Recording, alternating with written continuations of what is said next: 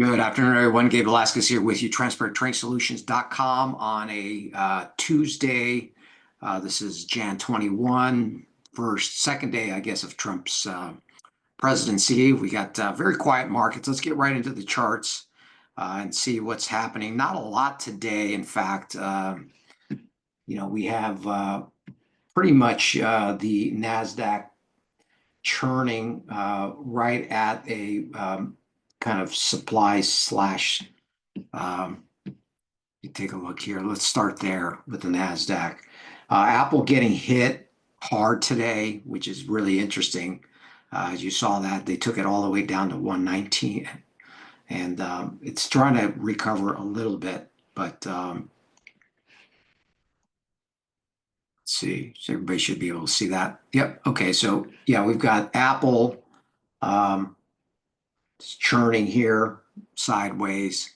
I'm sorry, the NASDAQ, and nothing really happening. Similar with the S&P, a little broader index, but still also just kind of looks like it wants to maybe take out this high, but it's just been a kind of just a churn today, and we'll see how everything pans out with all the executive orders that came out. Very little change here other than Bitcoin. Bitcoin has actually been the standout.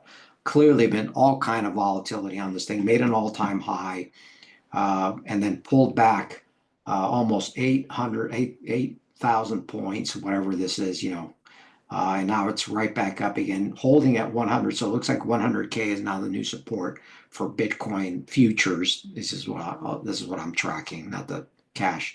And we got all these other, Trump's got his own meme coin now. It's I don't know. It's getting a little bit frothy. That's kind of a little bubblicious, I would say.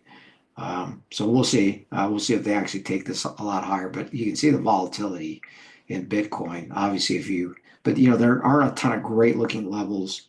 We do have the 100K established here. Everything else really not much happening today. Rates just kind of holding above 450. Nothing much today. Dollar churning also right above the 107.76 level. Oil dropped today with this kind of new baby drill thing. I don't know if that's going to actually push prices lower. Remember, more drilling means more supply, but I think some of the oil companies are kind of resisting that because you got to keep in mind that if they keep drilling and they put more supply on the market and the more prices keep dropping, that's going to hurt their profit margin. So there's that fine line between too much drilling, too much supply. So I don't know if they're actually going to start drilling or maybe take some of that massive cash hoards that they have and maybe distribute as a distribution.